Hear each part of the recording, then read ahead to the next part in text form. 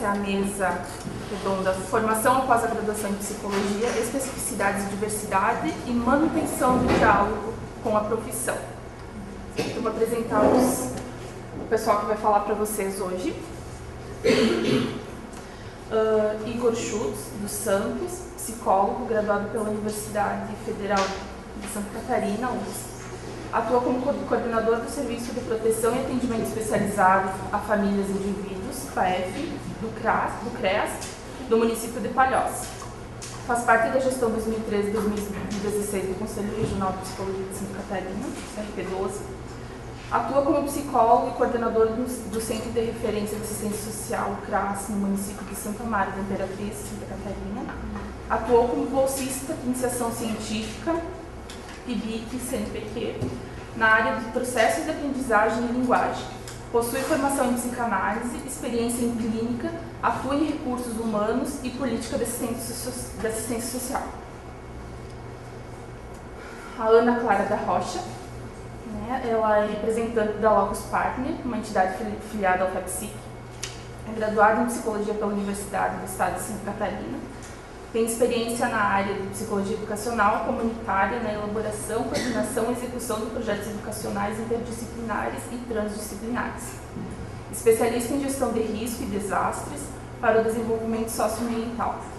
Formada para organizar e coordenar brinquedotecas. Atua com trabalhos clínicos com grupos e individual.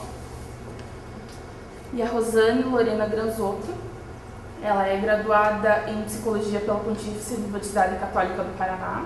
É especialista em psicologia clínica, mestre em filosofia pela Universidade Federal de Santa Catarina, psicoterapeuta, coordenadora e professora do curso de especialização em Gestalterapia do Instituto Granzotto de Psicologia Clínica Gestáltica. Tem experiência na área de psicologia, com ênfase na diagnose e na intervenção terapêutica, atuando principalmente nos seguintes temas: clínicas gestálticas, ética e fenomenologia. Estuda pintura e seus processos desde 2008. Coordena o projeto Inclusão Psicossocial na Cultura, aprovado pelo Ministério da Cultura e Desenvolvimento pelo Instituto Granzotto de Psicologia Clínica Gestáltica.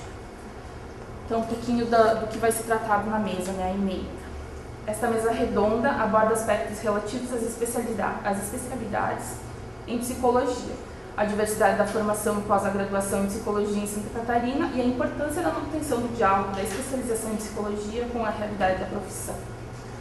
Pode combinar uma meia hora de fala cada um e depois a gente abre o debate. Pode ser? Pode ser. Então fiquem à vontade. Boa tarde a todos.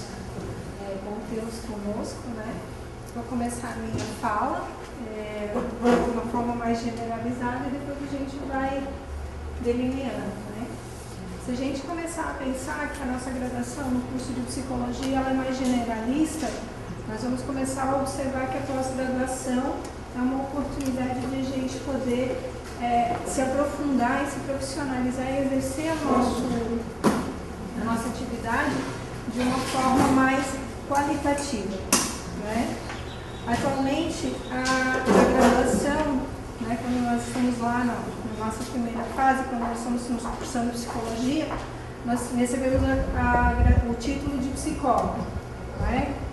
Tem algumas faculdades ainda que têm a licenciatura e algumas, grande parte, bacharelado e depois você é formado em psicólogo. Dentro dessa formação, o que ocorre?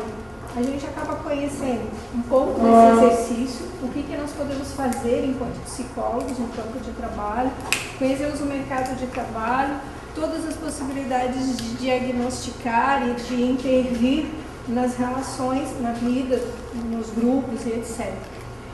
É bastante generalizada se a gente parar para pensar que a psicologia é muita coisa, começa até por um grande número de abordagens, né? Então, na graduação, a gente vai perpassando um pouquinho de cada coisa. Passamos pela psicanálise, pela gestalt, pela psicodrama, fenomenologia, sociohistórica, e aí a gente sai formado psicólogo, e aí qual é a área que a gente vai conseguir realmente intervir nas relações. Atualmente, a gente tem um público remanescente dessas graduações que gira em torno de mais ou menos 20 mil profissionais no país. né? Eles são os que saem da graduação. Se a gente pensar que esse número é quase quintuplicado quando entram na graduação, né? A gente pode olhar aí as nossas turmas quando se formam. Eu comecei numa turma com 54 alunos.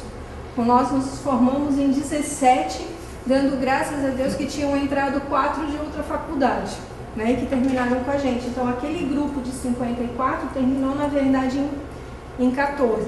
Então, assim, é esse público tão diminuto já que acaba voltando seus olhares para a pós-graduação. E aí eu vou estar falando para vocês um pouquinho da pós-graduação de uma forma mais geral. Por que é importante estar cursando uma pós-graduação? Na verdade, a pós-graduação ela seria um estudo mais verticalizado daquilo da qual a gente precisa para poder dar conta da demanda no mercado de trabalho. Dentro da área da psicologia, seria, vamos escolher uma pós-graduação que vai trabalhar com determinada abordagem. E ali a gente aprofunda, né? Vai aprofundando, vai olhando o homem, o ser e o estar no mundo através das lentes daquela abordagem que a gente escolhe. Mas, na verdade, a gente pode ir um pouquinho mais além também enquanto psicólogos, né? Se vocês olharem a minha formação, ela é totalmente maluca. Fiz uma especialização em desenvolvimento socioambiental de gestão de riscos e desastres, que era da área da geografia. Tenho uma formação complementar em brinquedotista. Por quê? Porque dava suporte para mim, enquanto trabalhando na escola, de poder trabalhar com as brinquedotecas e poder estar acessando mais esse mundo lúdico das crianças. Então, essas formações, elas entram como uma qualificação daquilo que eu já sabia fazer, né? Hoje eu faço a pós-graduação em psicodrama, por quê? Porque senti a necessidade de aprofundar dentro de uma abordagem que me desse condições de utilizar todas as ferramentas de avaliação, de elaboração de diagnóstico e intervenção junto à população, né? Então, assim, estreitando um pouquinho esse olhar, eu posso olhar o homem de diferentes formas, mas quanto mais eu tenho habilidade numa forma, facilita, né? Atualmente, a pós-graduação, ela é conhecida como stricto sensu e lato sensu. O stricto sensu, como já diz o nome, é limitante, né? Geralmente são as formações de mestrado e doutorado, né? Geralmente quem adentra nesse espaço vai virando já um espaço mais acadêmico, né? Vão se tornar professores, pesquisadores. Existe já um início, né, bastante tímido, digamos assim, de um stricto sensu profissionalizante. Mas ainda é muito difícil. Na psicologia ainda é mais raro ainda. Eu acho que depois da fala da Rosane e do Igor, vocês vão entender que a gente está caminhando para essa direção, mas ainda não é uma realidade. Na formação lato sensu é onde ocorre uma titularização de especialista. Ou seja, nós da psicologia podemos adentrar em outras esferas, na administração, na geografia, na história, dependendo na área da saúde. Nós não ganhamos um diploma e nem podemos se autodenominar administradores, médicos, enfermeiros e etc. Mas a gente consegue dialogar com essa profissão, a gente tem uma especialização naquela área, né? Deixa eu ver. Geralmente as pós-graduações, elas estão dialogando diretamente com o MEC, que é o Ministério da Educação e Cultura, e com deixa eu dar uma olhadinha aqui, o Conselho Nacional de Educação, que tem diferentes resoluções que amparam as instituições na elaboração e no exercício da atividade de pós-graduação. Então, assim, no mínimo tem que ter 360 horas, tem que estar ligado com uma instituição de ensino superior, né?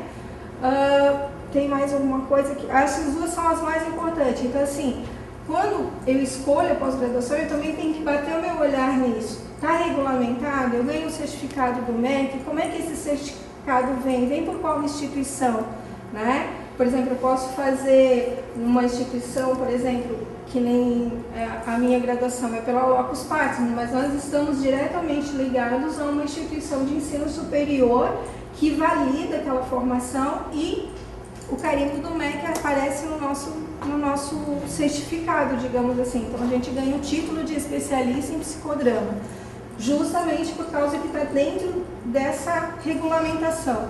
Se eu não me engano, a regulamentação que mais se faz de observar é a resolução 03 ou 2 de 2008 do Conselho Nacional de Educação, do CNE. Ali tem toda uma diretriz que a gente pode estar observando e vendo se realmente aquela especialização ela tem uma validade e eu vou poder usufruir dos conhecimentos e das ferramentas que ela vai me dar. Eu acho que o mais importante de a gente pensar, quando falamos em pós-graduação, é saber que não há uma abordagem que seja melhor ou pior, mas sim que existem diferentes meios de você se qualificar o seu trabalho. A abordagem a gente escolhe a partir daquilo que melhor a gente consegue dialogar, com aquela realidade que a gente melhor consegue manipular, né? E principalmente porque a gente tem que estar muito ligado com todo o exercício ético e profissional que a psicologia nos dá, né? Que cobra da gente, enquanto profissionais, que nós tenhamos uma conduta, uma atitude, uma postura diante da sociedade. As nossas intervenções elas têm que estar muito bem amparadas, né, no conhecimento e na ciência. Não é um achismo, né? A gente tem que estar trabalhando com o nosso material de trabalho, que é o homem, é uma coisa muito, muito delicada e que gera muita responsabilidade. Então, a pós-graduação, ela vem nos dando, enquanto profissionais, um suporte para que a gente possa atuar nesse mercado e poder fazer a diferença e principalmente dar qualidade para o exercício da psicologia.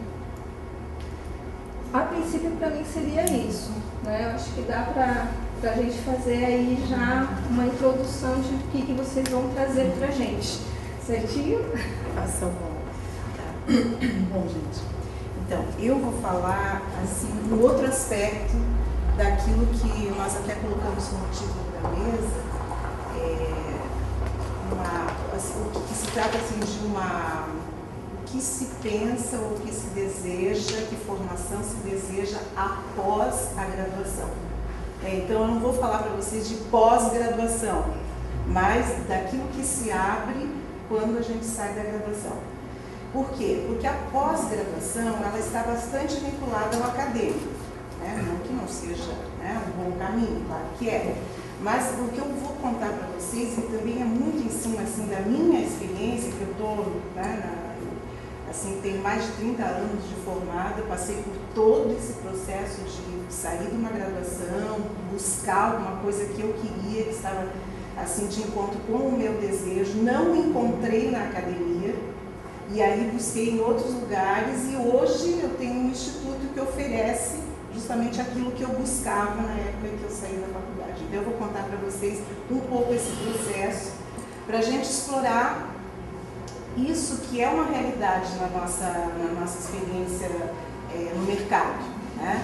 Nós saímos da universidade, recebemos uma formação excelente, porém, como a nossa colega falou, a Ana, generalista, ela não dá conta, né, de aprofundar as especificidades.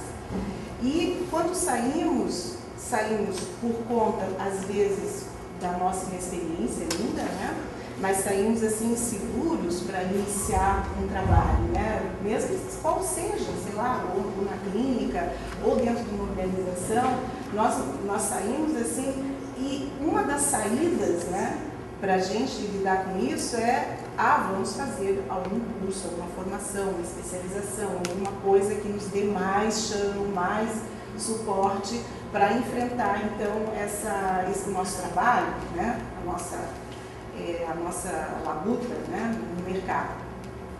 E aí o que acontece? Quando nós vamos procurar alguma coisa que esteja próximo ao nosso desejo, nem sempre nós encontramos na universidade, nos cursos oferecidos como pós-graduação, mestrado, doutorado, especialização. E eu digo que talvez a área, o ponto que é mais crítico nessa busca é a aproximação da teoria com a prática, entende? Porque a gente sai da universidade, assim, cheio de teorias, né? São 5 anos, tá, tem os estágios, eu sei que tem todo um olhar para o campo, mas nós, assim, conhecemos, passamos por muitas teorias, por muitas abordagens, muitas coisas. E a nossa necessidade quando saímos da graduação é justamente assim, é nos agarrar em alguma coisa que nos dê uma metodologia, como se virar ali no dia a dia, na hora que, né, que nós estamos diante da pessoa que estamos atendendo ou oferecendo trabalho.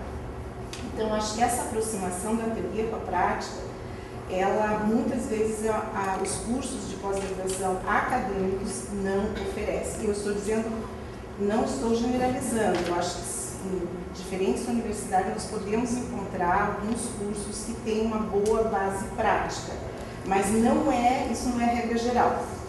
Regra geral é focar novamente na teoria. Bom, então, o que acontece? O que nós vamos encontrar no mercado?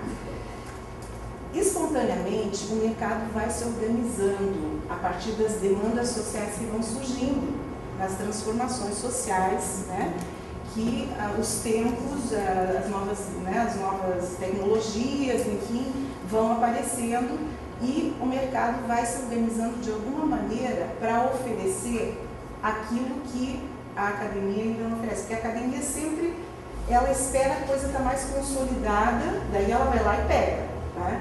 Mas essa consolidação, ela é uma consolidação espontânea que vai se fazendo na sociedade. Então, o que acontece? Alguns psicólogos, por exemplo, né, se agrupam em volta de um interesse comum.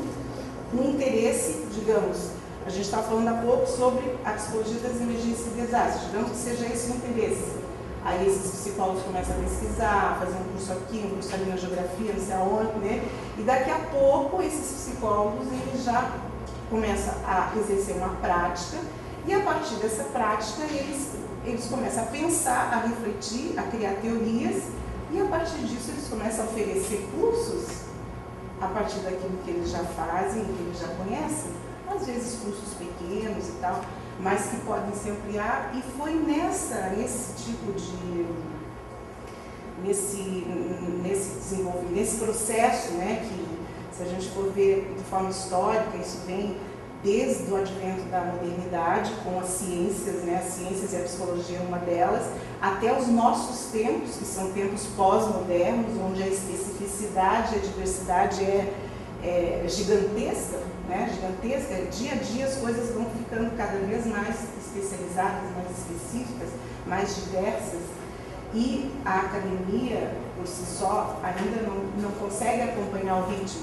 Então, os grupos se organizam espontaneamente para dar conta desse desejo, dessa novidade que é muito rápida, né, as coisas novas sempre vêm caindo, e de dar conta dessas lacunas que a universidade ainda não preenche.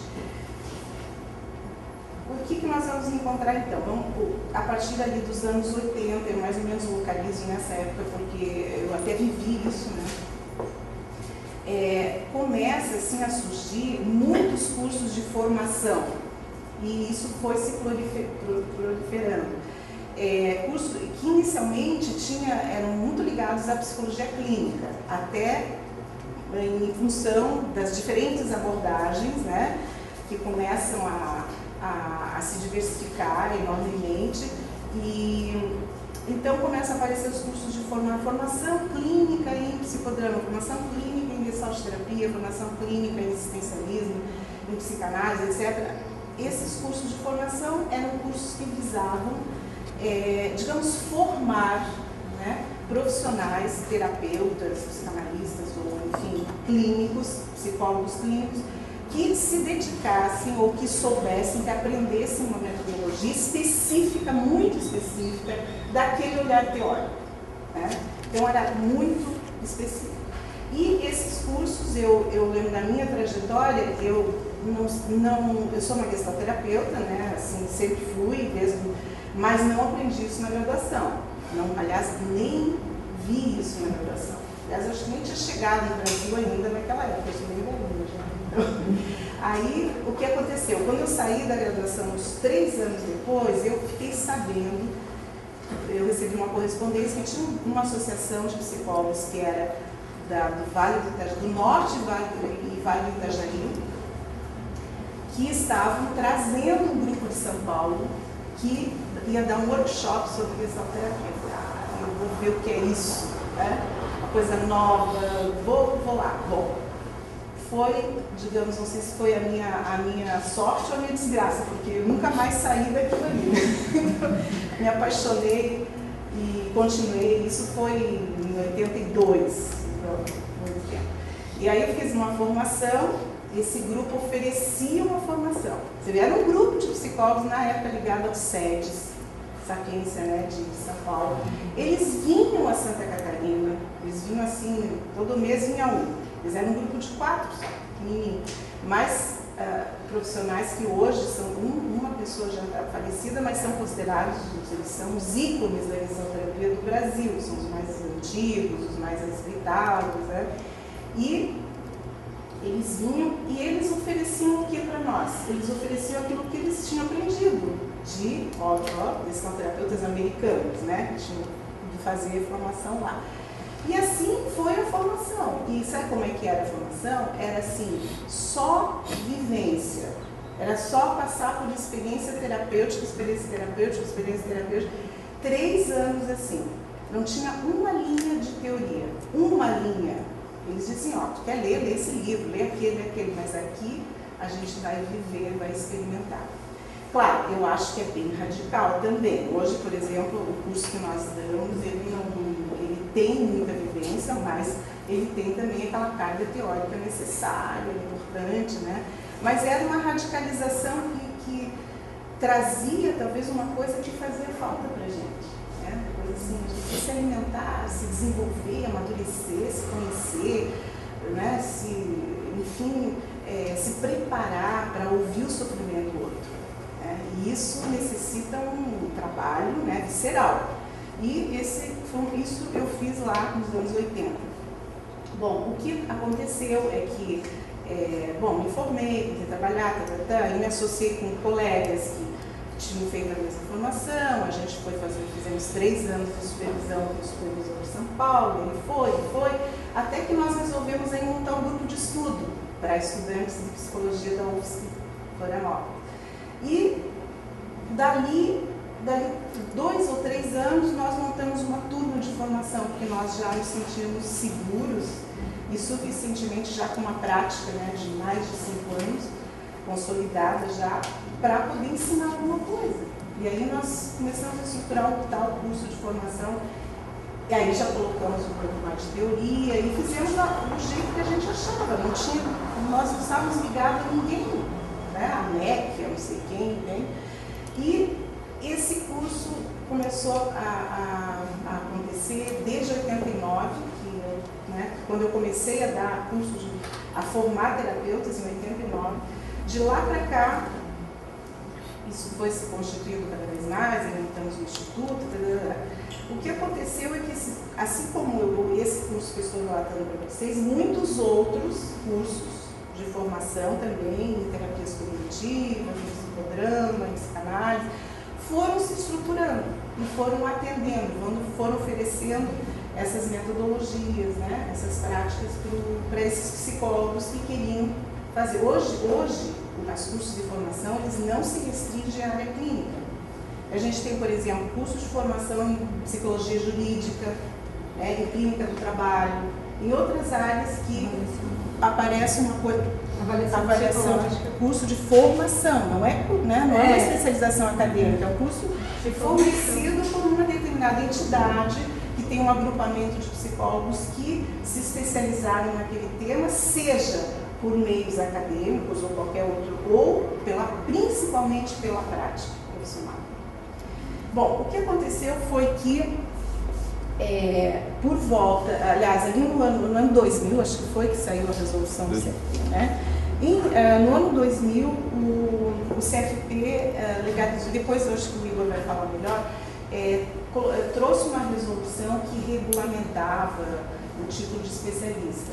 E aí foi uma oportunidade de alguns desses cursos, não são todos, né, os cursos de formação que se submeteram a essa avaliação, mas alguns deles se submeteram e para mim, uma forma de melhorar esses cursos, porque eles foram avaliados, eles receberam muitas sugestões, tivemos que, assim, obedecer alguns critérios que têm a ver com a resolução do MEC e ultrapassa a resolução, as exigências da resolução do MEC, porque a ideia era pensar numa especialidade profissional, uma especialização profissional, ou seja, ela tinha que ir além da capacitação teórica para uma capacitação profissional, ou seja, no mínimo 500 horas, onde 360 seriam para cumprir os requisitos teóricos e 120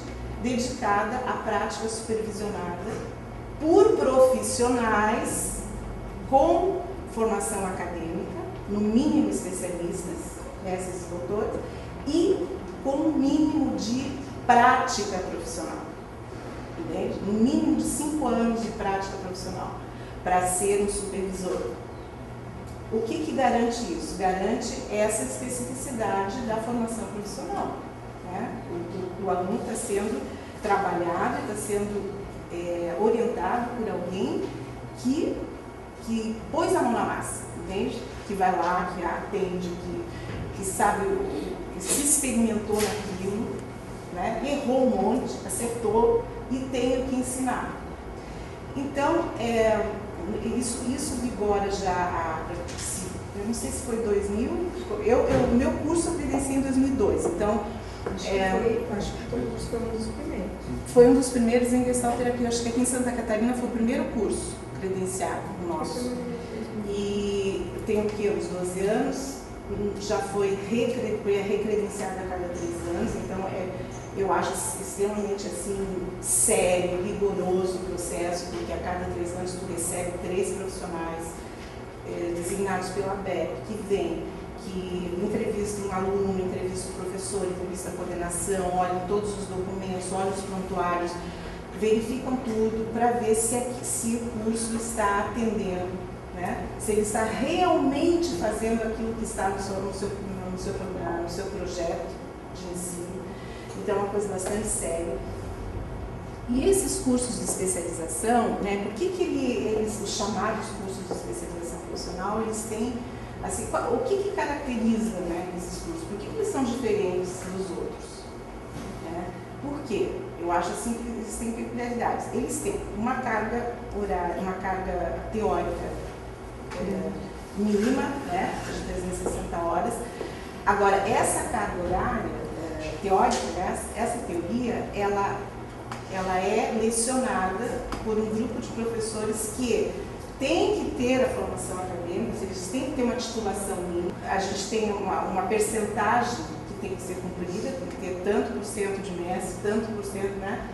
Você tem que ter um equilíbrio ali dos professores, mas além da formação acadêmica, eles têm a experiência profissional, então eles são professores bem diferenciados.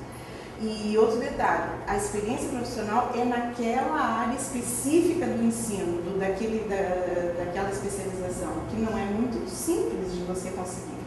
Às vezes, se você quer ensinar uma abordagem específica, você tem que ter um corpo docente, que não pode ser só 1 ou 2 pessoas, tem que ser distribuído também equitativamente as disciplinas, de profissionais que têm uma passagem na academia, titulação, e que também tem uma experiência prática naquilo que vai ensinar. Não é simples de você formar um corpo docente nesse nível. Você tem que investir muitos anos. Os meus professores atualmente são todos ex-alunos, mas ex-alunos de 10, 15 anos atrás, que foram para a academia, fazer o seu mestrado, uns já estão no doutorado, mas têm a prática clínica desde que fizeram a especialização. Então, eles têm a dupla formação, entende? Bom, então tem essa carga teórica, tem 120 horas de prática clínica supervisionada também por professores com experiência teórica e prática. Tem uma outra coisa que a maioria dos cursos de formação e especialização em clínica oferecem, que é uma atenção, uma certa carga horária para trabalhar terapeuticamente os seus alunos. Entendeu? Então são atividades, workshops, oficinas, como a gente queira chamar, trabalhos grupais, onde se oferecem vivências terapêuticas para que aquele aluno também passe por um desenvolvimento pessoal. Para que ele que vá, que como acreditamos, vai ter a tarefa ética de ouvir o sofrimento, que ele tenha uma passagem assim, e um trânsito pelas suas dores também, pelos seus sofrimentos. Isso é um trabalho que a gente faz no curso também.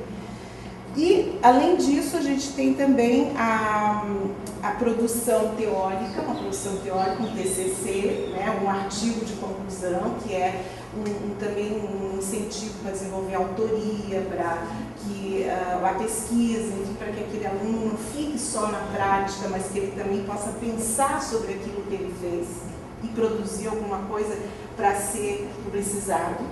Então, isso também existe. E bom, essas são, então, eu elenco mais ou menos em quatro características assim, fundamentais dessas especializações profissionais. Bom, nesse momento, nós estamos passando assim, por um certo terremoto em relação a essas especialidades aí, que o Igor vai explicar para vocês, que é toda aí uma discussão, o Conselho Nacional de Educação está iniciando, promovendo uma discussão sobre, vão modificar, fazer um marco regulatório das especialidades. E eu diria assim que os vilões aí da história são os núcleos formadores, são esses núcleos que estão fora à margem do MEC, entendeu? Do que eles querem acabar. Então, nós estamos assim, nessa mira, lutando, estamos assim, nos agregando, escrevendo, participando das reuniões, respondendo, participando dessas discussões e vamos ver o que vai dar. Mas eu digo uma coisa para vocês, o mercado ou as necessidades da sociedade, elas avançam. Portanto, nada vai conseguir parar isso.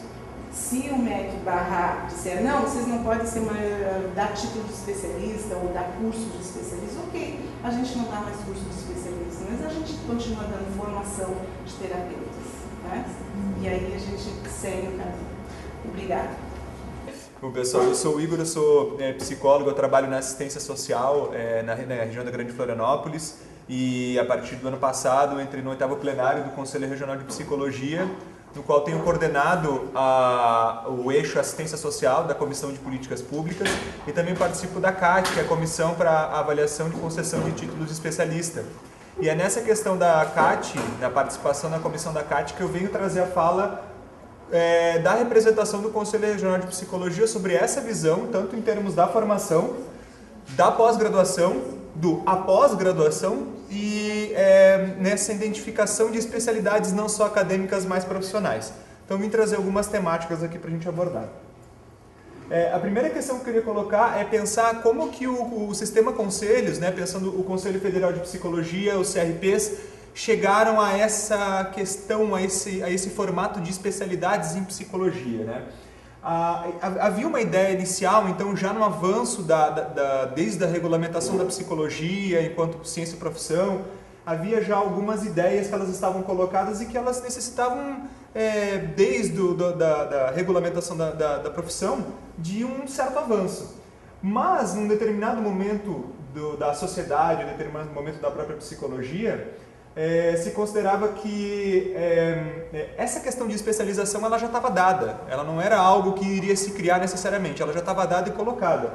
Afinal, numa sociedade pós-moderna de ultra especialização em várias áreas do saber, em várias profissões, de uma certa maneira isso mostra que a inserção dentro de uma categoria profissional ela já indica uma especialização. Ou seja, dentro de um fazer, de um labor, de um tipo de trabalho e atuação em prol da sociedade, ou mesmo às vezes até à margem dela, existe um fazer e ele está inserido em algum tipo de contexto de sociedade. Então, de uma certa maneira, fazer uma graduação já era se especializar. Então, na primeira metade do século XX, começa um processo mesmo de efetivar a psicologia como profissão. E, claro, a partir disso, essa especialização que veio junto tanto com uma formação em determinadas áreas acadêmicas, mas também com a regulamentação da profissão, lá nos idos dos anos 60, ela se dá a partir desses 3 pilares e que hoje, talvez quem esteja em graduação, ou quem saiu recentemente, ou mesmo quem já cursou a tempo, com certeza tem isso como referência, que era clínica, escolar e organizacional. A gente tem certeza que isso hoje ainda é um marco forte, ainda é os pilares em termos de desenvolvimento. A minha graduação, que eu finalizei no ano de 2007, ela tinha esse como pilar. Eu sei que agora mudou o currículo, né, na universidade que eu cursei, mas ela tinha isso bastante forte, tanto na parte teórica quanto prática, né? Ainda talvez reforçado na questão de escolas psicológicas, de grandes linhas teóricas, enfim. Mas já se tem um movimento de pensar de outras maneiras. Talvez uma discussão que vocês aqui já fizeram durante graduações, mas é importante destacar. Eu lembro o Botomé, que foi um professor com quem eu tive aula, e que já apontava em 1978 em um dos seus textos, que foi retomado recentemente para discutir qual é a cara do profissional psicólogo, e que ele perguntava nesse texto, questionava a quem nós, psicólogos, de fato estamos servindo, fazendo o questionamento de como que nós estávamos nos inserindo nessa sociedade, em 78 mesmo, fazendo um resgate histórico daquela época. E é muito curioso, não sei se vocês já leram esse texto, que é muito fácil de achar hoje na internet, com o Google, etc., mas caso não tenham lido, leiam, porque eu acho que ele surpreende pela atualidade, algo escrito em 1978. Bom, eu trouxe algumas referências de uma publicação em parceria com o CFP e diversos profissionais, que em 1988, chamada Quem é o Psicólogo Brasileiro, então traz algumas referências e discussões sobre essa questão que nos permite entender da onde que vem a especialização em psicologia. E aí eu intitulei isso psicoterapia porque esse foi um dos campos de especialização, é de onde ele surge. Existe um tipo de contexto que eu aponto aqui à esquerda, e esse contexto é um contexto de sociedade. Quando as autoras Langebach e Negreiros, eles pensam a formação complementar, ou seja, um labirinto profissional a se cursar, eles pensam a partir de um determinado contexto. Primeiramente, esse contexto ele vinha de uma sociedade, de um sistema altamente autoritário e de uma sociedade que estava numa expansão e enriquecimento de classe média, isso pensando já nos idos do final da ditadura militar. Junto com isso também havia um contexto de ausência de canais de participação. Se nós pensarmos hoje a participação popular como constituinte de diversas pilares e bases e efetivação e implementação de políticas, enfim, políticas públicas, e inclusive nós psicólogos hoje fazemos mais parte do que nunca, mas essa ausência de participação, ela obviamente tinha um motivo, né? Participar podia significar questionar, e dentro de uma sociedade controlada por um poder militar, participar dessa maneira era visto como ameaçador. E aí, essas práticas em psicologia, provavelmente pouco ameaçadoras, quando ela está trabalhando num viés mais individual, num viés mais voltado para a especialização em psicoterapia, elas eram assim consideradas porque privilegiavam uma esfera íntima e privada. Então, nela poderiam ficar camufladas uma diversidade de questões sociais. Não venho aqui demonizar a questão da psicoterapia, mas entender que ela tem um conjunto de realidades para a sua efetivação, para o seu fortalecimento e para surgir como uma das nossas formas claras de trabalho e de identificação profissional. Mas entender que também tem essa questão, esse viés político, que ao se fazer dentro de um espaço mais controlado, se tornava pouco ameaçador para um ideal de sociedade pensado naquela época, não por nós, inclusive nós não participávamos. Isso tudo cria condições para que a gente surja com esse profissional, ou psicoterapeuta. E eu entendo psicoterapeuta não fazendo uma equalização com psicólogo, porque afinal hoje, não só as formações elas são diversas e formam a partir... Os cursos fora especialização lato sensu, stricto sensu, eles formam profissionais de outras áreas e a gente circula em muitas áreas. A gente sabe que as formações ditas assim tradicionais da psicologia participam, às vezes até próprios outros profissionais com outras formações dentro da possibilidade participam, né? Mas então esse psicoterapeuta como desse fazer, esse tipo de psicoterapia. E ao perscrutar então individualmente essas respostas para conflitos, ou seja, de maneira individual, diluísse essa possibilidade de algumas reflexões num contexto um pouco mais amplo e coletivo, para efetivamente pensar essas mudanças políticas. Essa é a visão dessas autoras que elas trazem. Eu trouxe isso porque eu identifico que esse tipo de visão está na gênese também da leitura com base em coletivo nacional de psicólogos que pensam, acho que nós precisamos entender o que é uma inserção política e como é que a gente está se dando nessa sociedade, dialogar com essa sociedade. Lembrando a pergunta do Bol também anteriormente, afinal, para quem que a gente está servindo, né? Nas transformações pós-ditadura, a gente começa a reconhecer então uma série de áreas, de novas áreas e saberes que trazem novas indagações também para esse fazer da psicologia, que também se intensifica no reconhecimento, o atendimento a demandas que anteriormente eram negadas, né? Demandas de camadas populares da população, demandas a tipos específicos de serviço que antes não tinham qualquer incentivo ou qualquer compartilhamento de como que se dava esses tipos de serviços. E essas transformações, ela parte de 5 tópicos, que é trazido por Bastos também no livro que eu citei, de concepções práticas, formas de inserção no mercado de trabalho, tipo de clientela e foco de intervenção. Mais especificamente, no próximo slide, na questão de concepções é pensar, sair de uma concepção individualista do fenômeno psicológico, uma visão interdependência com esse contexto sociocultural. Nas práticas, ou seja, algo que era unidisciplinar para uma prática mais multidisciplinar. E hoje, quando a gente fala nisso, a gente está pensando nas etapas além, que é a inter e a transdisciplinariedade, algo que, inclusive, na própria questão de formação é bem sensível, porque em muitas áreas do fazer da psicologia, a interdisciplinariedade tem se perdido em sua especificidade. O psicólogo, junto com os profissionais, tem, inclusive, se indagado. O que é o meu fazer agora? O que eu trago da minha experiência e eu consigo... É possível fazer um tipo de trabalho interdisciplinar sem perder isso? Acho que esse é um grande desafio. Isso eu estou pensando interdisciplinar, não estou pensando nem em trans, que está quase dependendo do autor, cita como um momento mais utópico mesmo, né? Principalmente na nossa forma de inserção do ensino, que é preconizado pelo MEC, graduação, pós-graduação, enfim, tem muito a avançar para talvez contemplar essa inter e transdisciplinariedade. Essa transformação também diz respeito à inserção no mercado de trabalho, que também na questão do tipo de clientela atendida no foco da intervenção. Ou seja, essa intervenção saindo do foco do indivíduo para contextos específicos de intervenção. E aqui até resgata, na visão à época, a promoção da saúde passa a ser uma marca da intervenção, né? Bom, ainda como a gente chegou às especialidades, no sistema conselhos ela não se deu num vácuo. O sistema conselhos, pensar Conselho Federal, Conselho Regional de Psicologia e outras entidades, começaram a atentar a isso e pensar que eles também precisavam fazer parte dessa discussão. Então, os determinantes para pensar o início dessa discussão com base no sistema conselhos era a constatação do avanço da psicologia e a responsabilidade institucional. Uma responsabilidade que se assumiu o compromisso desde a própria regulamentação da psicologia como profissão. Então, é resgatar que tipos de responsabilidades estavam nessa regulamentação da profissão e que ainda não tinham sido colocados em práticas. A construção coletiva desse tipo de trabalho, de pensar especialidades, ela não foi fácil, ela foi muito tensa e continua sendo tensa até hoje, principalmente com o que foi citado antes e que eu vou aprofundar, que é essa relação, essa judicialização agora que está acontecendo em relação à especialidade, que estava avançando por um caminho e hoje a gente tem uma outra compreensão a nível nacional por parte do MEC. Então, nessa época, nos sistemas conselhos, não aconteceu fácil. E a gente continua, e quem está inserido dessa forma, vê que não diminuiu as dificuldades, né? E claro, às vezes com muitos acertos, muitos erros também, e reconhecer também que esses acertos e erros fazem parte do processo de avanço dessa situação. Aqui eu resgato uma fala da Ana Bock, que ela fez em 2001, sobre especialização, um avanço na inserção do psicólogo na sociedade.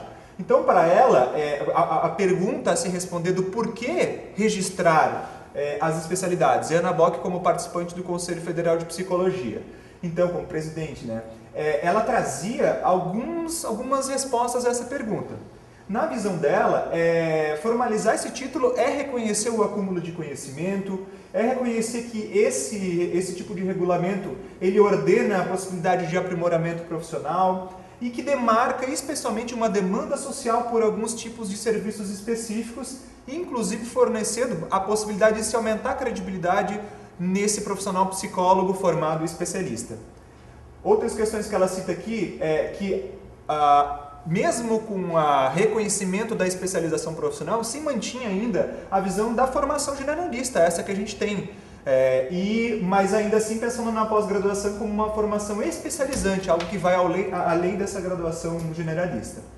E retorno o que eu já havia falado antes, que a própria Nabok cita aqui, que os conselhos de psicologia então cumpririam assim uma das suas funções básicas, que é ser mediadores da profissão com a sociedade. É isso que a gente tenta resgatar. Nós, psicólogos, temos uma relação específica com os conselhos, essa relação se dá de várias maneiras, às vezes mais restrita, às vezes mais participativa e ampla, mas o importante é entender que essa função principal do conselho, orientar, fiscalizar, disciplinar, enfim, ela traz a relação da profissão com a sociedade, sobre o que fazer que essa profissão está tendo sobre a sociedade, e que muito tempo talvez nós tenhamos passado num vácuo e a partir de uma certa hora precisamos pensar sobre isso.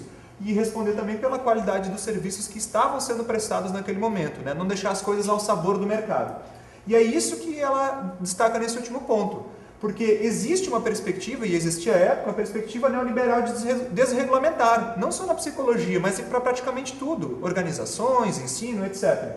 Isso significa que a política neoliberal, ela coloca um esforço para que as leis, os limites entre os fazeres, eles sejam de uma certa maneira, que são criados na sociedade, elas sejam de uma certa maneira abolidas, deixando o mercado como o senhor das coisas. Então, existem muito mais outros interesses das pessoas, tanto as que querem se interessar em fazer psicologia, se aprofundar em psicologia, quanto aqueles que necessitam dos nossos serviços, né, para quem nós podemos servir. E esses interesses, eles não podem ser relegados e deixar simplesmente o mercado que dita o que vai ser e o que não vai ser.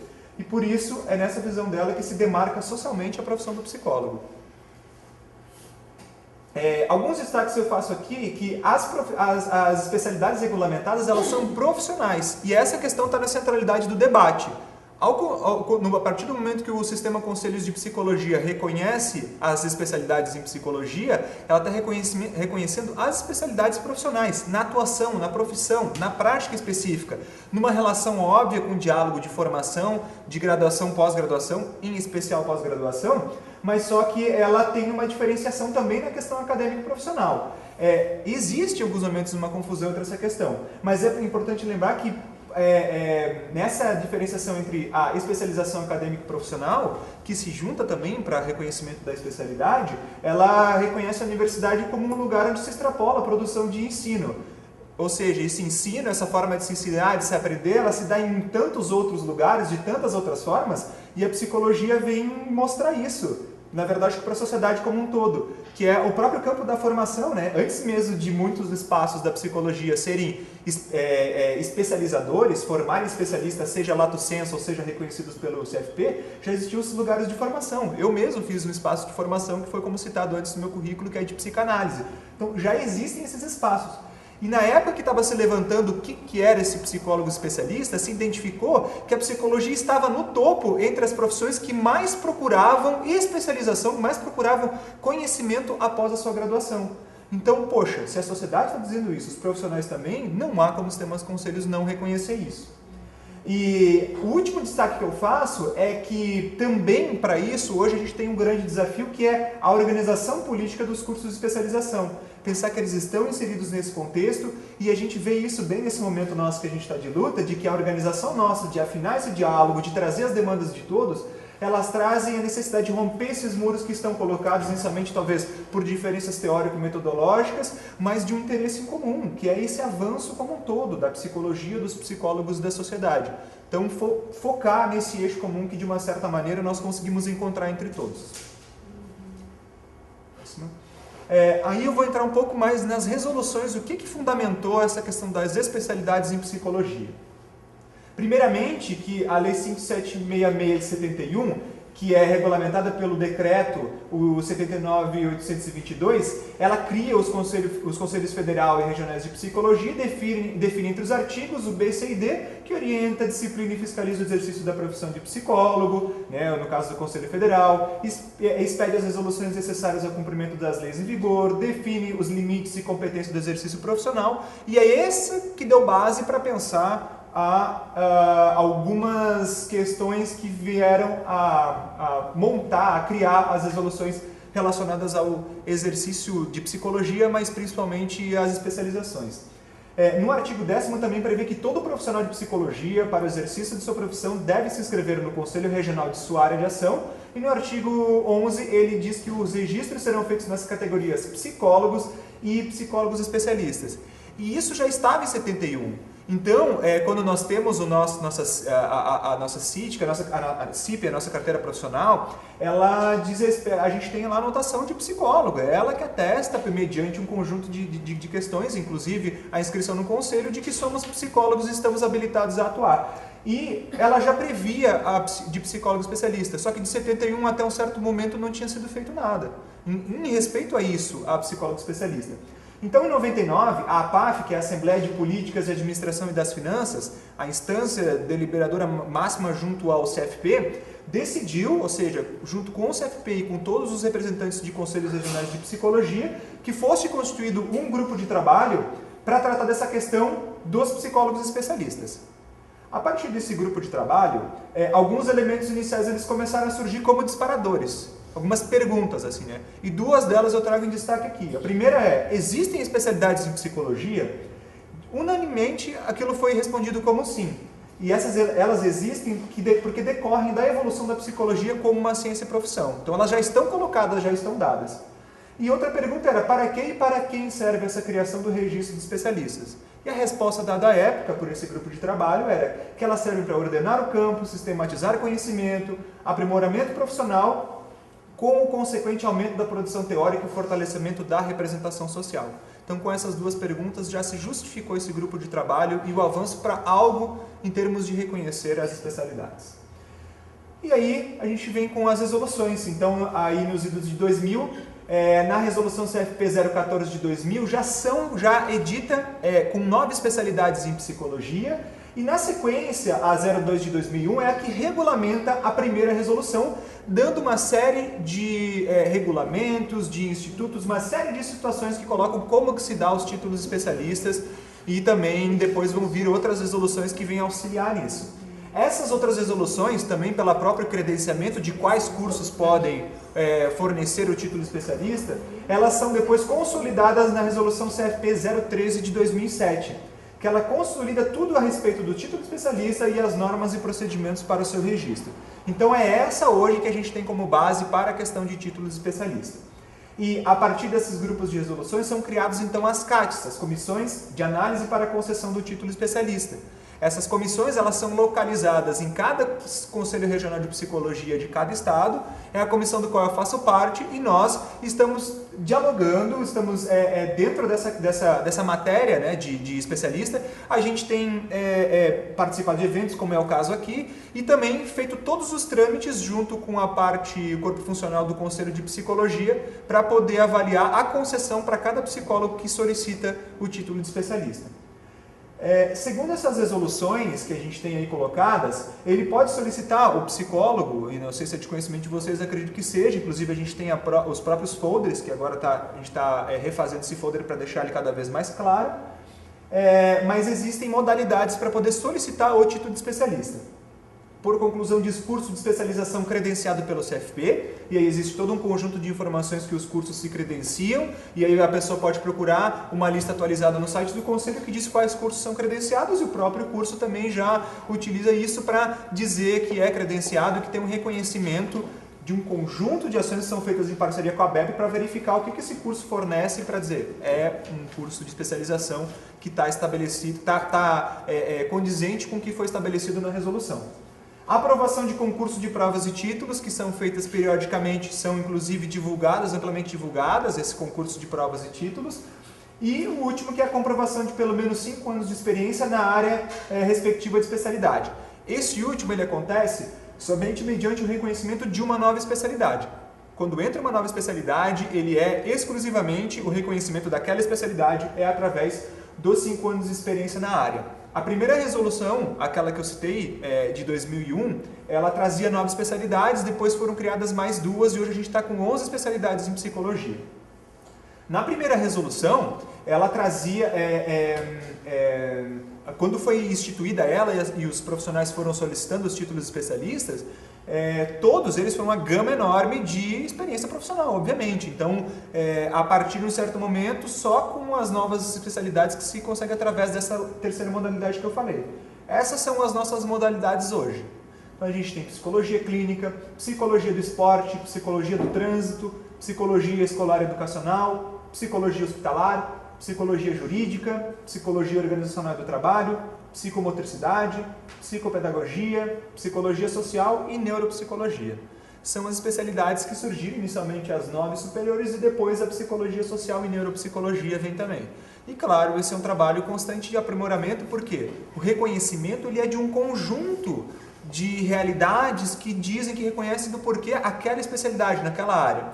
Ela não é só para uma área acadêmica, ela não é só para fortalecer um tipo de atuação que seja baseado em um grupo específico, ou que ela seja baseada em uma técnica específica, seja baseada num segmento de sociedade específico. Ela vem com reconhecimento de algo mais amplo, inclusive de uma própria atuação profissional em conjunta, de uma reunião de profissionais em torno de um saber comum, em torno de uma instituição formadora ou algo em termos mais de outros tipos de coletivo e que tenha já um certo tipo de saber acumulado. Então, respeitando esse conjunto de situações, é que se pensa na criação de uma nova, e se pensa, não na criação, desculpa, no reconhecimento de uma nova especialidade em psicologia. Bom, entro agora nas questões jurídicas atuais que foi citado e que a gente não aprofundou antes. Meados de 2013, o Conselho Federal de Psicologia sofreu uma ação civil pública que veio através do Ministério Público Federal, trazido pelo Ministério Público de Minas Gerais, e que foi determinado, então, por uma decisão interlocutória, ou seja, que antecipava a tutela a respeito dessa decisão, por não se ter já definido como que ia se dar essa situação por completo, se deu a tutela antecipada para que o CFP ele registrasse qualquer certificado de especialização emitido por instituições de ensino superior, que ele também se abstivesse de exigir o credenciamento de instituições de ensino que ministrem cursos de especialização de psicologia. Essas duas questões impactaram, então, para quem solicitava e também para quem estava oferecendo, no caso das instituições formadoras. Isso veio porque, no entendimento do Ministério Público, o Conselho de Psicologia estaria interferindo em algo que seria privativo do MEC, que é reconhecer os cursos de especialização e que estavam fornecendo especializações naquele momento. Relembro de que o Conselho de Psicologia tem na sua gênese, que é o que vem tentando colocar essa tese e derrubar essa liminar, vem reconhecendo as especialidades profissionais, e que claro que elas dialogam com as especialidades acadêmicas, mas que elas não se sobrepõem, uma coisa não é outra, mas que elas têm um diálogo intimamente ligado. Então, é nesse sentido que vem sido feita a defesa. Só que no âmbito jurídico, enquanto não se toma uma decisão final a respeito disso, enquanto o processo está seguindo, via Ministério Público Federal, o Conselho Federal de Psicologia, ele teve que então cessar essa forma que ele estava fazendo. Permitir com que qualquer pessoa pudesse solicitar o título de especialista não só dos cursos credenciados e ao mesmo tempo colocar para as entidades credenciadas, recentemente inclusive já divulgado, que elas não seria feito um novo recredenciamento até que se tivesse uma decisão, um posicionamento sobre isso. Isso de novo chegamos no momento onde a coisa não é fácil, onde há certas tensões. Deixa eu voltar um pouquinho. Não é fácil, onde há certas tensões. E essas tensões, elas dizem respeito a trazer todo o coletivo para discutir isso junto também no âmbito do Conselho Federal de Psicologia.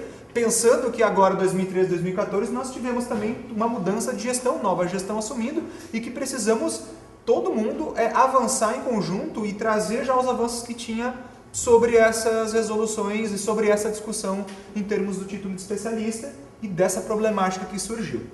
Em agosto de 2014, o Conselho Nacional de Educação chamou o Conselho Federal de Psicologia, chamou na verdade uma audiência pública, o Conselho Federal de Psicologia participou, e a proposta era na verdade modificar a resolução que institui as diretrizes nacionais para os cursos de pós-graduação lato sensu, especialização, e dando outras providências também. Então, como se está criando um marco regulatório, o Conselho Federal foi chamado e também já começou a dialogar com as entidades para elas fazerem parte. Lembrando que nessa reunião de agosto de 2014, as entidades que são formadoras e que não estavam diretamente ligadas ao MEC, necessariamente como especialistas lato sensu, elas não fizeram parte. Mas a discussão que se entende do Conselho de Psicologia é que elas façam e tragam as demandas, porque esse foi um espaço que se abriu para discutir também aquela questão anteriormente. Então, se aquilo não avança em termos do judiciário, aqui é um caminho de se avançar. nessa leitura que eu tenho feito a respeito disso. Então, o Conselho Federal encaminhou um formulário de sugestões, aduzindo em apertada síntese sobre essa diferença entre especialidade profissional e acadêmica. É isso que eu trouxe antes, e é nisso que está se defendendo nessa antecipação de tutela do Ministério Público Federal. E encaminhou também as contribuições que foram feitas com um conjunto de entidades que estavam interessadas e, obviamente, são diretamente interessadas e que trazem uma importante discussão para fortalecer as especialidades em psicologia. E agora, na semana que vem, vai haver uma reunião para tratar desse marco regulatório dos cursos de pós-graduação e especialização, inclusive para poder coletivizar posicionamentos frente ao Conselho Nacional de Educação, frente ao MEC, frente a todos esses espaços, de que a contribuição do CFP e o entendimento dele é junto também com essas entidades formadoras. É isso que nós temos hoje, essa realidade. Então, a qualquer momento, muitas questões podem acontecer, se modificar, e o que nós precisamos só é ficar atentos, e nós aqui de regional, a gente tem mantido atento e vai estar com um representante lá, porque foi chamado através de todos os conselhos regionais, vai estar com um representante em Brasília na sexta-feira que vem para poder discutir do nosso entendimento, que esse entendimento nosso é coletivo em conjunto com as entidades formadoras também. Bom, para eu começar a entrar na parte final aqui do que eu trouxe de apresentação, eu queria mostrar para vocês quais são os números e realidades que nós temos em relação aos títulos especialistas em Santa Catarina. Esses números que eu tenho, eles, apesar de bastante abrangentes, não são atualizados completamente. É uma pesquisa feita de 2001 a setembro de 2012. Então, nós teremos aí um aumento, mas ela é, com certeza, representativa dessa realidade. Até esse momento, até setembro de 2012, haviam sido protocolados no Conselho Regional de Psicologia 579 requerimentos para título de especialista. Desses, deferidos 479, 97 não haviam sido deferidos e 3 ainda estavam em análise naquela época. O indeferimento ele se dá por de repente, o não cumprimento a uma diretriz que é colocada na resolução da concessão de título de especialista. Na questão dos títulos concedidos por modalidade, aqui a gente tinha então 288 títulos, nessa parte em azul aqui, de experiência comprovada. Ou seja, só avançando, então 51 eram por concurso de provas e títulos e depois 140 por curso, um pouco mais de um quarto, curso credenciado. A maior parte por experiência comprovada, porque desde o início a experiência comprovada, ela era para as primeiras 9 especialidades e para as 2 novas que surgiram, era uma forma de se comprovar, de se requerer o título de especialista. E houve um boom assim, de requerimento de título de especialista. 6 meses de prazo. Isso, nesses 6 meses de prazo, exatamente. Houve um boom. E depois tem um número aqui também em relação a isso. Mas por isso que ele é o grande contingente. Fora esse grande contingente, a gente vê como os cursos credenciados eles são importantes. Pensando outras 2 modalidades de curso e prova de títulos, que são as 2 atuais hoje que a gente tem, como eles também veem essa importância, ou seja, eles são mais de um quarto da forma de requerimento. Desculpa, não requerimento, concessão, ali já é concedido, não só requerido. Na questão dos títulos que foram concedidos por especialidades, pensando que esse número de requerimentos se reduz então a 479, a gente vê que a maior parte esmagadora vem através da clínica, tendo depois na psicologia do trânsito, organizacional e do trabalho, escolar educacional, hospitalar, jurídica, social e assim por diante. E na realidade, isso em Santa Catarina. Na realidade de Santa Catarina, a gente não tem nenhuma concessão em psicologia do esporte. Nenhum especialista em psicologia do esporte concedido por título. Até 2012. Até 2012, isso. Mas vou dizer, não tem ainda não. Não, assim, só para deixar claro. É claro que até 2012. Isso, exatamente. Só trago um dado de além disso que realmente ainda não temos. Cruzando então essas especialidades e modalidade, apesar de que os números não vão facilitar muito aqui a visão, mas eles já ajudam um pouco em entender como é que está por cada especialidade e também pela experiência, se é por experiência com um curso ou curso. Então a gente vê, por exemplo, que na clínica, nesse contingente todo, apenas 5 fizeram através de concurso, sendo que então ali mais que a metade fizeram através da experiência profissional. No trânsito já é diferente, no trânsito a gente tem já um contingente maior de pessoas que de profissionais solicitaram por concurso, mas a gente vê que a experiência comprovada, ainda na época quando surgiram os títulos especialistas, ela é a esmagadora maioria nas concessões de títulos para todas. Psicopedagogia e psicomotricidade elas vêm ali com 3 e 1, e aí vem com experiência, uma por concurso e aí outra psicomotricidade por experiência. E em termos de requerimentos por ano, aí são requerimentos, não são concessões de título, é quando se requeriu, quantos psicólogos entraram solicitando. Em 2001, por conta ali da resolução, 329 psicólogos no estado de Santa Catarina eles solicitaram esse título. E aí ele baixa, então ali a partir de 2002, 2027, ele vem se mantendo de uma certa maneira estável, com alguns picos ali em 2009, mas a partir de então 2009, 2010, 2012 ele vem se mantido nesse número. E também pelo que a gente vem identificado pela análise constante, né, mensalmente, dos títulos especialistas, ele tem talvez um ligeiro aumento, mas nenhum grande aumento, sim, ele vem se mantido mais ou menos nessa realidade. Ou seja, não fiz aqui a média exatamente, até porque o 2000 aumentaria bastante a média, teria que pensar mais outras questões estatísticas, mas vocês veem que ele vem se mantido mais ou menos na casa entre 20 e 30 concessões de títulos. Ou seja, o psicólogo está buscando. E ele busca por quê? O que a sociedade está dizendo a respeito desse título? Como é que a relação dele com o seu empregador, com a sua formação, com a sua divulgação profissional, enfim, ela está lidando com esse título de especialista. E o que isso significa também? Que ele soube que o título poderia ser concedido quando ele já tinha realizado um curso de especialização.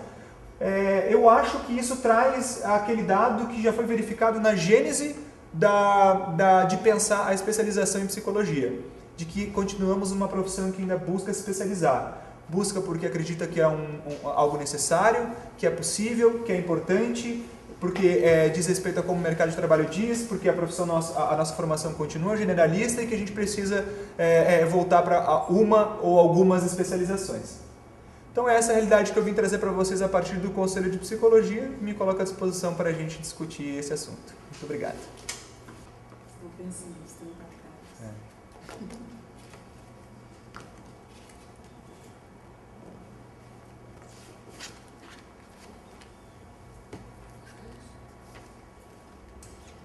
Eu acho que foi bem... Vou fazer uma provocação, assim. Vamos ver se vai fazer a coisa que eu estou pensando. Eu acho que vocês vieram para essa mesa com alguma expectativa, né? Uma curiosidade, alguma coisa, algum desejo moveu vocês para vir. Então, vocês acham que vocês encontraram aquilo que vocês esperavam, se surpreenderam, se decepcionaram? O que aconteceu? Vamos conversar um pouquinho. Para mim foi bem esclarecedor, justamente por causa desse processo, pós-graduação, curso de mestrado, para mim foi muito útil. Agradeço. Eu acredito que está bem dentro do que a gente vê na graduação, né, da preferência pelas especializações, a organizacional, que é bem forte ainda, a educacional, a clínica principalmente. Então, continua sendo especializações que ainda estão em destaque. A social, que com a realidade de hoje deveria ter mais psicólogos envolvidos, né, com vontade de entrar para essa área, mas ainda é algo que é novo.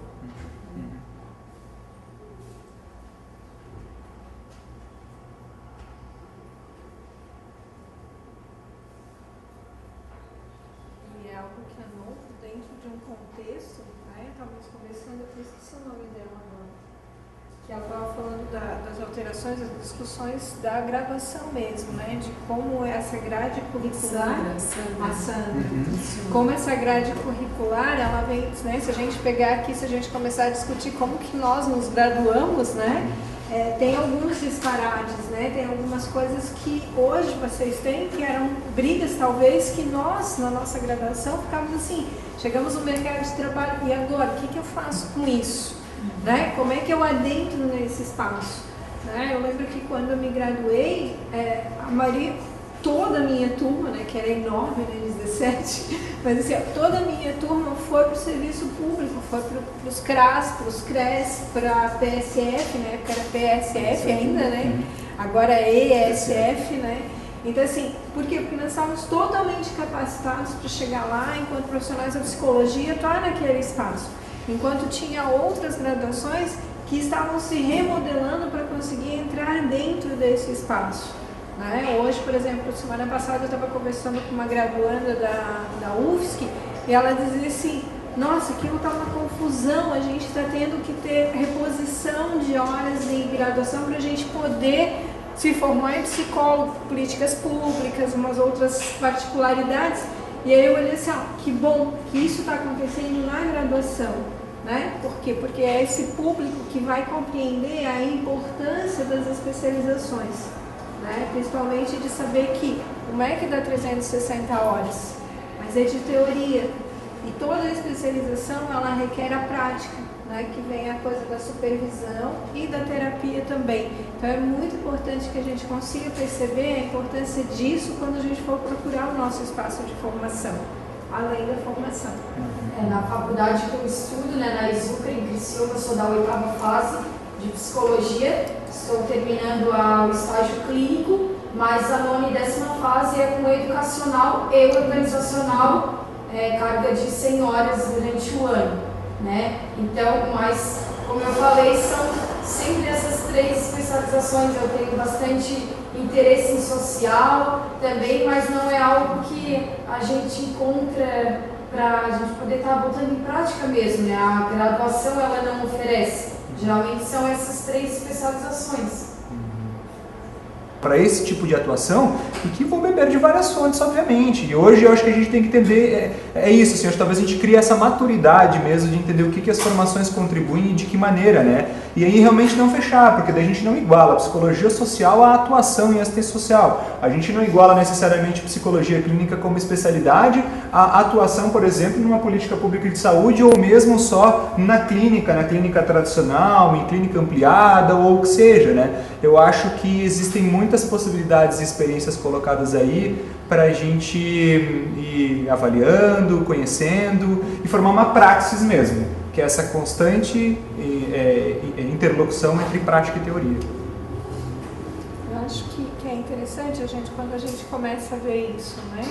Eu lembro que quando eu procurei a especialização, o que me chamou a atenção foi o título, óbvio, né? Desenvolvimento socioambiental para gestão de riscos e desastres. Foi esse o título que me chamou a atenção. Eu caí na área da geografia e eu pensava assim, por que não a psicologia com um conteúdo desse? Por quê? Porque é um fazer muito multidisciplinar, né? E quando você entra nesses espaços, você tem que entrar muito de diálogo mesmo, sabe, assim, de cavucar, assim, de lapidar, de mostrar assim, ei, olha, né, isso é importante, mas tem isso aqui, né, e essa discussão, muitas vezes, a gente não está preparado para fazer, a não ser que a gente tenha uma graduação que nos empurre para o debate, a não ser que a gente tenha um olhar voltado para as políticas e mostrar que sim, o psicólogo ele pode se inserir em diferentes espaços e ele precisa fazer o seu contorno de atuação, né? Então assim, eu digo assim, foi uma experiência super bacana, foram 2 anos assim de surtos e desesperos assim, mas também de muita realização assim. Eu lembro quando a gente estava fazendo a apresentação, porque a graduação ela se finalizava com uma intervenção prática, né? Então assim, foi muito legal assim, de repente ver geógrafos, né? Eu lembro que eu tinha um engenheiro ambientalista e ele chegou e disse assim, não, nós vamos fazer um estudo lá do morro, mas assim, lá tem uma casa e lá tem uma família, eu preciso saber a história dessa família, né? Aí, claro, né, eu e as 2 assistentes sociais dizemos, conseguimos, né? Então quer dizer assim, dentro de um estudo totalmente teórico, ele ia chegar lá, provavelmente ele dizia assim, tira essa casa daqui porque esse barulho vai cair. Ele disse, não, tem uma casa lá, tem uma história, tem uma família morando lá, o que nós podemos fazer para que essa história não se perca, né? Então assim, eu acho que quando a psicologia consegue adentrar dentro desses espaços e fazer o seu contorno, ela consegue também começar a formar os seus nichos para possíveis futuras especializações. Ou seja, vai se juntando os psicólogos com os interesses afins, como era, né, lá nos idos de quando você fez a sua especialização, e que vão dando oportunidade de a gente cada vez mais mostrar essa psicologia, como a Ana diz, né, de mostrar para que viemos e fazer a intervenção qualitativa. Isso. Eu agradeço a presença de todos, agradecer a mesa, né, pelas exposições, né, pelos esclarecimentos também, né? Como a Rosane colocou, eles vieram em busca de algo, pelo jeito foi preenchido. Foi preenchido, né? com certeza, né?